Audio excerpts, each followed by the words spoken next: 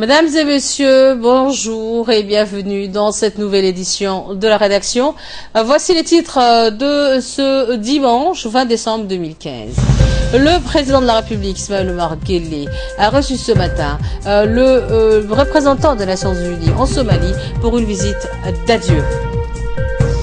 Et à la primature, c'était la deuxième réunion ministérielle du comité de pilotage du programme national de la solidarité famille. C'est tenu ce matin sous la houlette du Premier ministre Abdelkader Kamil Mohamed.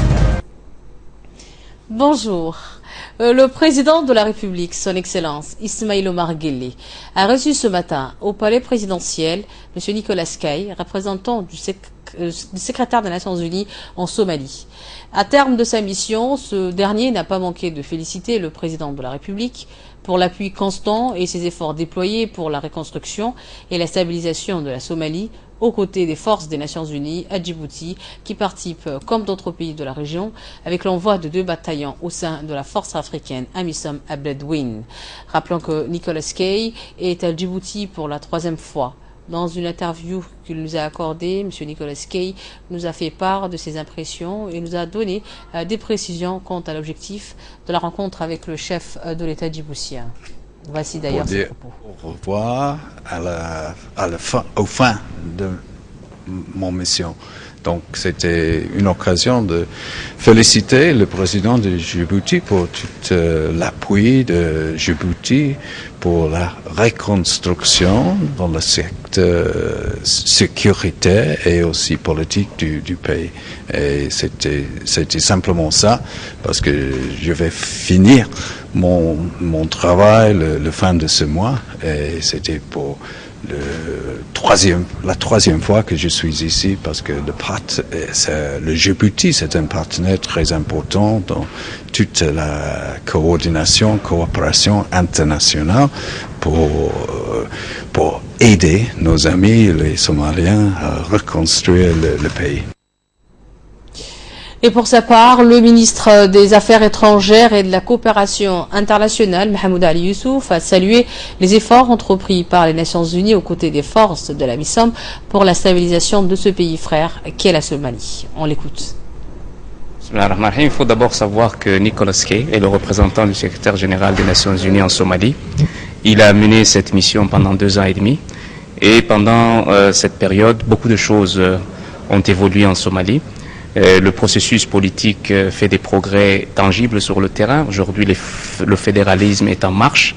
Les régions se sont constituées en État. Il y a juste la région de Hiran et de Midel-Shebele qui reste.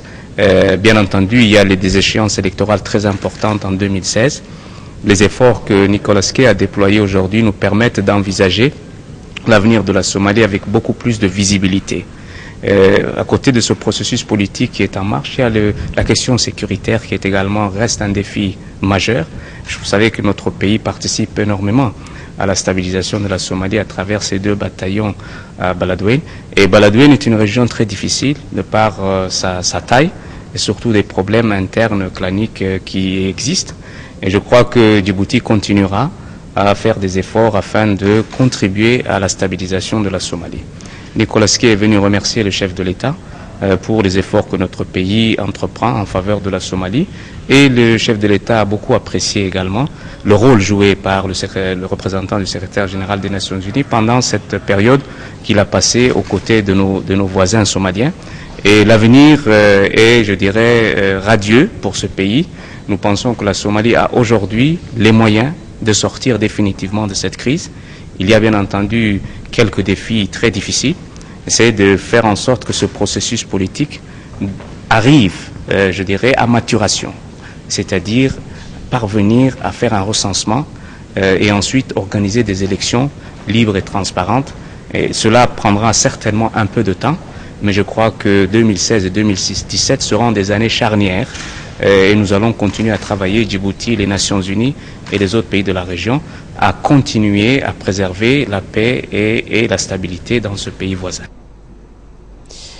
Le ministère des Affaires musulmanes et des Biens-Boire informe à la population que la fête religieuse du Mouloud du prophète Mohammed paix et bénédiction soit sur lui, la naissance du prophète Mohammed paix et bénédiction soit sur lui, sera célébrée le mercredi 23 décembre prochain, qui coïncide au 12 Rabi al-Awwal 1437 de l'Hégire. La journée donc du mercredi 23 décembre sera fériée, chômée et payée. Le ministère des Affaires musulmanes présente ainsi ses meilleurs vœux à la population djiboutienne pour la célébration du Mouloud al-Nabi. Paix et bénédiction soit sur lui. Je vous l'annonçais dans les titres. Donc, le Premier ministre Abdelkader Kamel Mohamed a présidé ce matin dans une réunion le comité de pilotage du programme national de la solidarité familiale.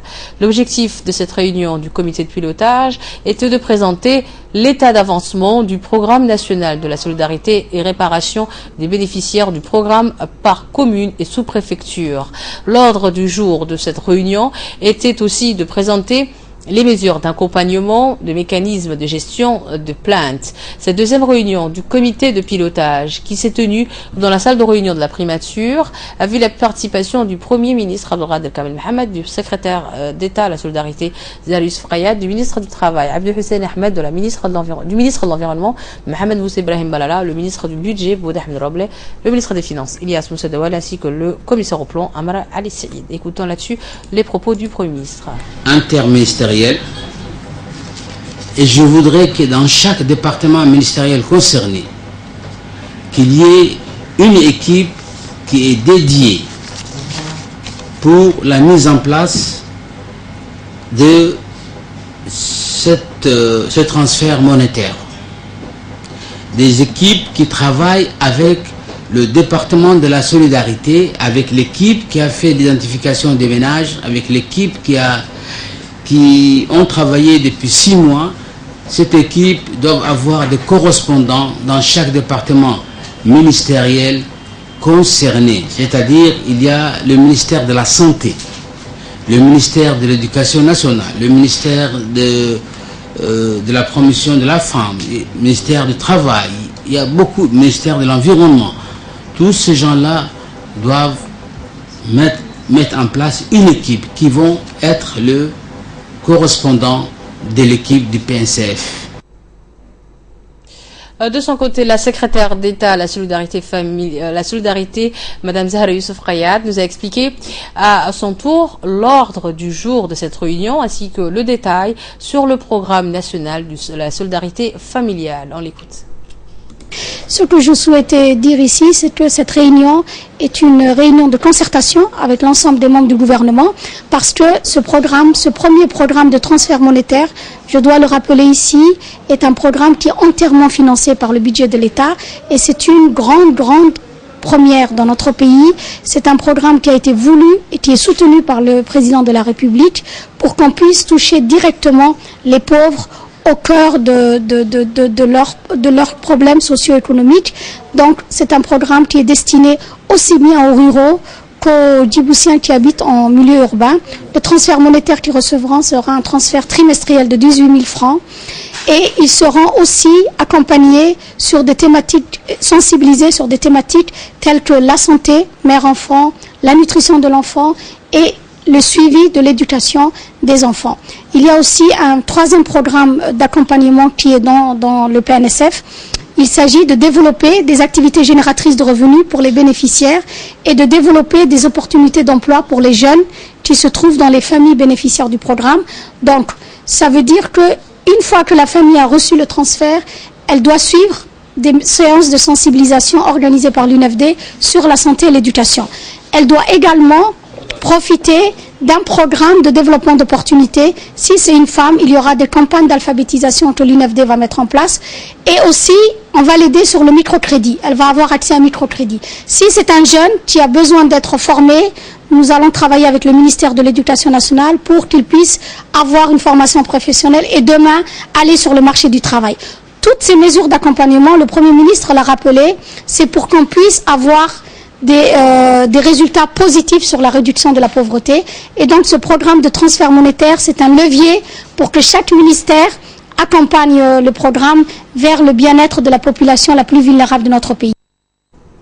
Donc justement, ce département du secrétariat d'État à la solidarité nationale a organisé donc hier au 3e arrondissement de la capitale une journée de sensibilisation et d'information afin d'identifier et de dresser des listes des familles vivant dans la précarité. Cette journée s'est inscrite dans le cadre de la mise en place d'un programme d'aide aux familles pauvres. Une liste des familles considérées comme vivant dans la précarité et la pauvreté recevront une somme de 18 000 francs Djibouti tous les trimestres, une année durant. Le programme prévoit donc en outre des offres de formation professionnelle au profit des jeunes ménages et un volet sanitaire dans le suivi médical des femmes et des enfants dans le besoin. Ont assisté à cette journée de sensibilisation le président de la commune de Boulaou, Seyed Ayale, les représentants de l'agence djiboutienne pour le développement de la préfecture ainsi que des habitants du quartier 7 bis d'Ambouli et de Djebel.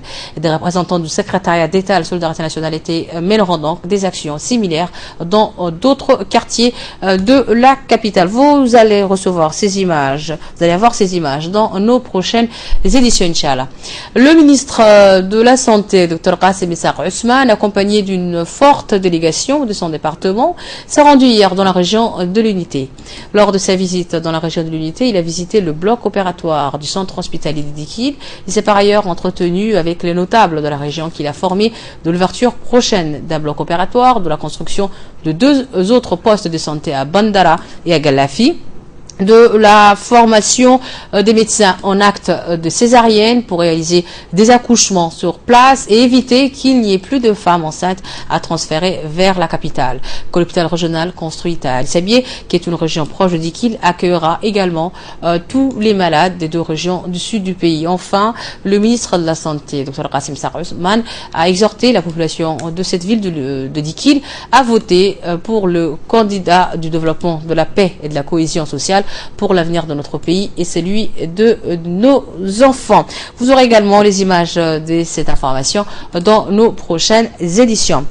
Celle-ci est une première à Djibouti. C'est le festival du requin-baleine qui se déroulera pour la première fois à Djibouti pour fêter donc sa bienvenue du grand poisson du monde. Ce festival s'étendra sur une durée d'un mois du 28 novembre au 28 décembre 2015. Donc ce matin, un navire a accosté donc à Djibouti. Un yacht, je vais plutôt dire, a accosté donc à Djibouti qui transportait pour des touristes. Ce festival est donc né de la nécessité de préserver le fragile écosystème marin et la direction de l'environnement s'est associée à l'Office du tourisme pour organiser cet événement. Et à cette occasion, les touristes du monde entier profiteront de cette expérience inoubliable en observant d'énormes animaux marins. Il est à noter que la saison du requin-baleine commence officiellement, a déjà commencé sur les côtes djiboutiennes. Et cet animal, ce mastodonte denté, totalement inoffensif, pouvant mesurer jusqu'à 15 mètres, s'alimente essentiellement de plancton et visite les eaux djiboutiennes. C'est super pour nous, on va pouvoir...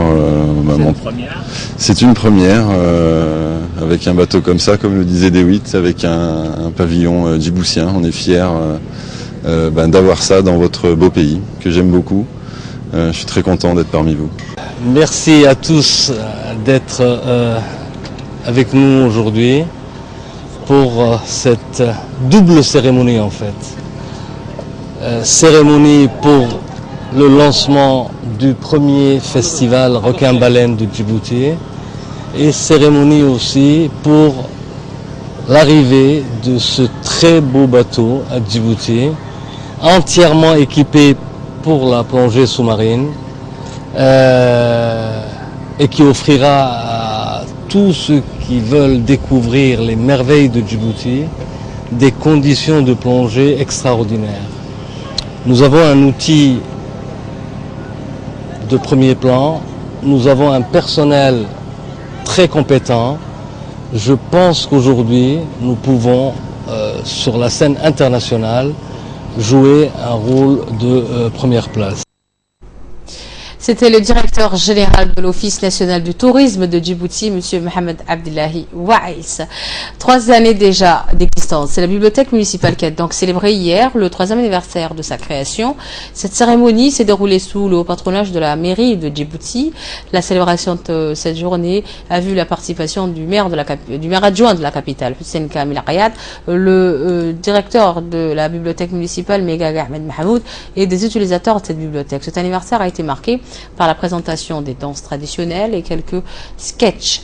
À travers donc ces sketchs qui ont tenté de sensibiliser les jeunes sur l'importance de la documentation. Les jeunes ont été exhortés à s'inscrire afin de s'enrichir culturellement. La bibliothèque municipale avait ouvert ses portes le 19 décembre 2012. Elle vise à promouvoir la lecture et participe à l'épanouissement de la jeunesse. La création de cette bibliothèque vise donc à aider les jeunes et illustre bien la politique d'épanouissement culturel définie par le chef de l'État, c'est ce qu'ont indiqué les responsables des lieux.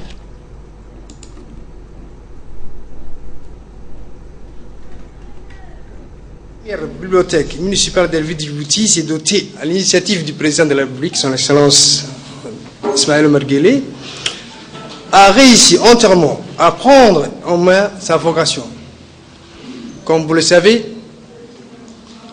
depuis son ouverture, la bibliothèque a multiplié son volume de livres. C'est grâce aux dons de la coopération américaine, de l'ambassade américaine, et en dernier, de la dotation de 5000 livres qui nous a été offert par l'association APED de nos jeunes diaspora de Belgique. Il y a 3 ans, le 19 décembre 2012, le rêve des fondateurs de la bibliothèque municipale, qui n'est autre le rêve du chef de l'État, son Excellence M. Ismaïl Omar Guelleh, était de créer un centre d'information et de documentation ouvert pour la grande public, afin de confier la mission de rendre ces locaux un lieu d'échange et de concertation, un lieu d'approfondissement de nos apprentissages, mais aussi un lieu de recherche du réel savoir.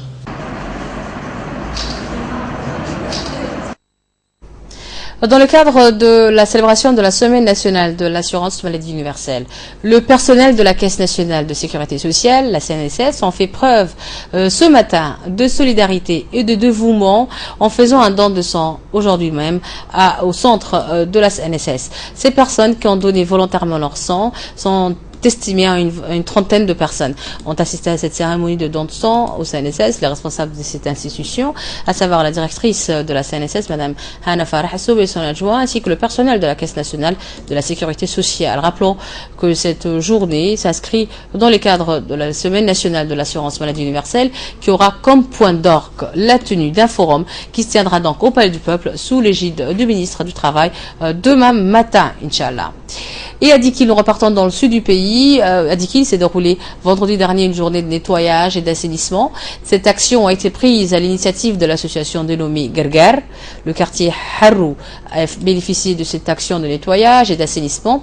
Les membres de cette association, en collaboration avec les habitants du quartier concerné, ont en effet entrepris d'importants travaux de ramassage des ordures ménagères et de dépondage de kérosène dans les fosses septiques avant de distribuer des moustiquaires à 70 ménages du quartier. Cette association, présidée par Madame Loula Ousmane Moussa, entreprend donc une multitude d'activités afin d'améliorer le cadre de vie de cette cité dans la région de Dikil. Et actualité à l'étranger maintenant en Espagne, se déroule aujourd'hui des législatives où les principaux forces politiques sont coude à coude. Commentaire de Hussein Aoulet.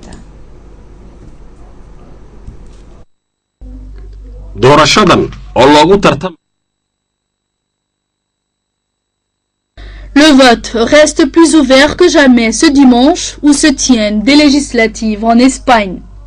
Le Parti conservateur et le Parti socialiste ouvrier espagnol, principales forces du pays, espèrent s'imposer et rafler le maximum de sièges. D'après le dernier sondage, plus d'un Espagnol sur 3 ne sait pas encore quel bulletin il s'apprête à glisser dans l'isoloir. Pour l'heure, le Premier ministre conservateur sortant, Mariano Rajoy, ne pourrait l'emporter qu'avec une courte avance.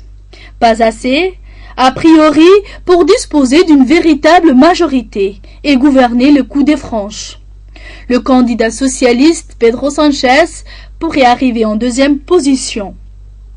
Deux formations politiques ont largement dominé le paysage au cours de ces 2 dernières décennies. 2 autres formations, le Ciudadanos et le parti de gauche radical de Pablo Iglesias, le Podemos, qui ont fait des questions de corruption et de la politique d'austérité leurs principaux thèmes de campagne pour glaner de quelques sièges. C'est tout pour ce journal de la rédaction de ce début d'après-midi. Restez avec nous, bougez pas. Tout de suite, c'est l'appel de la prière à l'Asr. Et juste après cet appel de la prière à l'Asr, c'est le minute du focus de Nagat Fatih.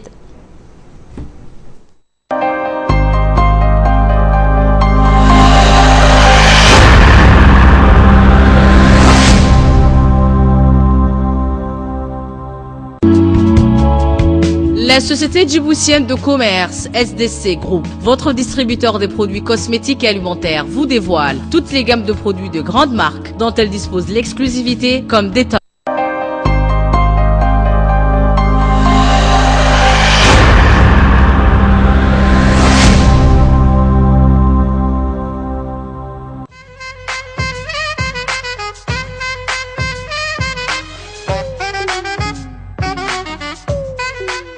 Les produits cosmétiques bio Dr Tafi sont disponibles à la boutique Svams. Une large gamme de parfums, soins de visage et corps pour hommes et femmes, ainsi que des parfums d'ambiance. Pour les fêtes de fin d'année, le chèque cadeau Svams est un moyen simple et pratique qui vous permet d'offrir un cadeau sûr de faire plaisir. Et pourquoi pas les coffrets cadeaux? Vous pouvez créer vous-même, selon vos envies, des compositions personnalisées à offrir à tous ceux et celles que vous aimez.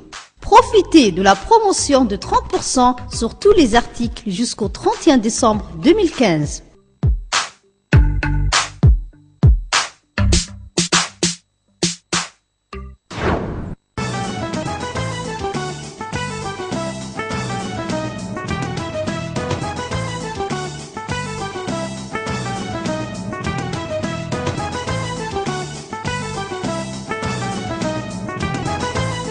Jus concentré rosé, au goût du cocktail de fruits.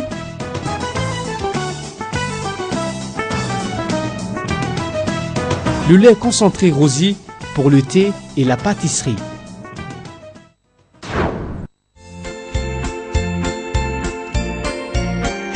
Plongez dans le royaume enchanté de Noël chez Tunesplay, venez découvrir nos dernières nouveautés.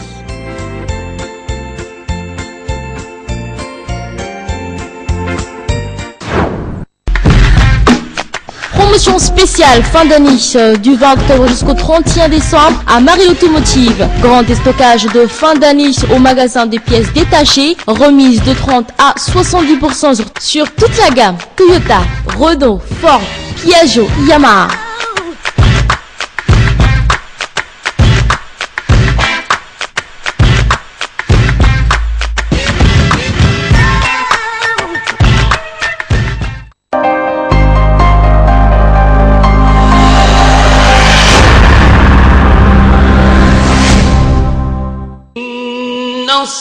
الصلاة كانت على المؤمنين كتابا موقوتا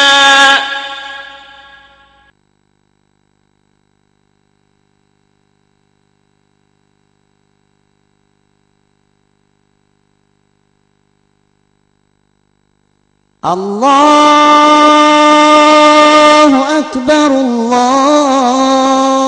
الله أكبر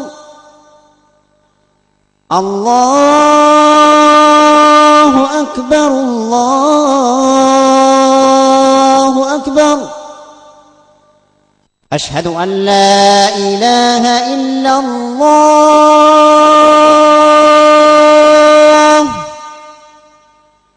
أشهد أن لا إله إلا الله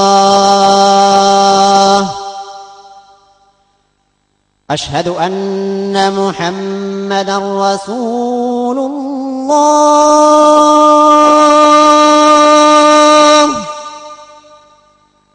أشهد أن محمدا رسول الله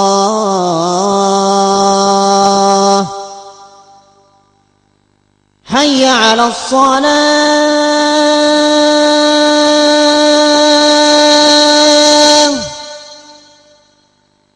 حي على الصلاة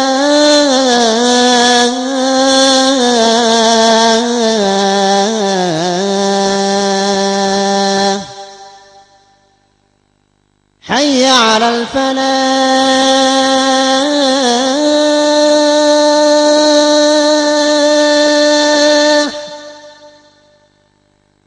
حي على الفلاح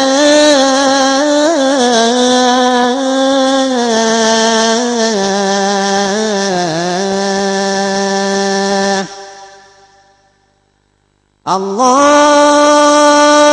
أكبر الله أكبر لا إله إلا الله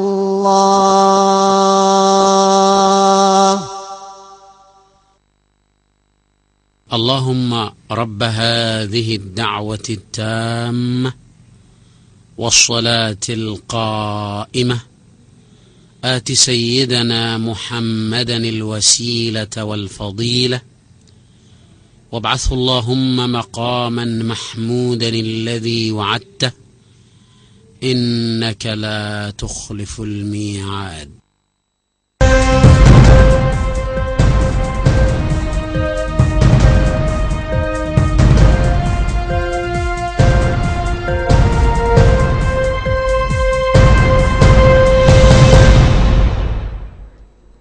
Nous revoilà ensemble les Negad Fatih. Il m'a rejoint sur le plateau. Bonjour Negad et bienvenue sur ce plateau. Merci. Et nous allons parler de l'élection hier soir de Miss France 2016, bien sûr. La jeune de Nord-Pas-de-Calais a remporté cette Miss France. Mais on va revenir bien sûr sur la naissance du prophète Mohammed qui se tiendra partout dans le monde musulman, bien sûr, mercredi prochain à Djibouti comme dans le monde musulman. Voilà, elle s'appelle Iris Mité-Naré, Miss Nord-Pas-de-Calais, élue Miss France, 22 ans. Miss Nord-Pas-de-Calais a été élue Miss France 2016. Hier, à Lille, la nouvelle de la Miss France succède à Camille Cerf, également originaire de le Nord-Pas-de-Calais. Donc pour la deuxième année d'affilée, le Nord-Pas-de-Calais a une nouvelle Miss France, Iris Mité-Naré, elle a un nom difficilement en fait prononçable, 22 ans, qui vient de Nord-Pas-de-Calais. La jeune femme brune d'1m72, étudiante en 5e année de chirurgie dentaire, a évoqué lors de la cérémonie son combat pour la scolarité pour des jeunes filles. Donc les jurys présidés Jean-Paul Gaultier, le célèbre créateur de mode, de vêtements.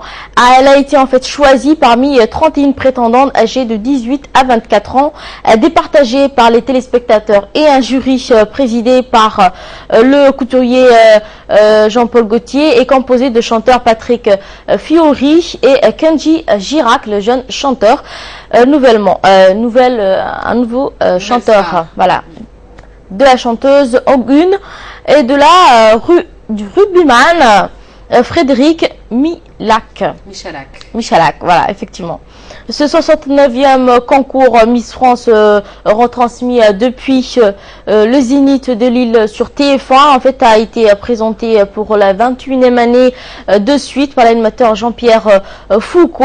Se voulait en fait un show populaire.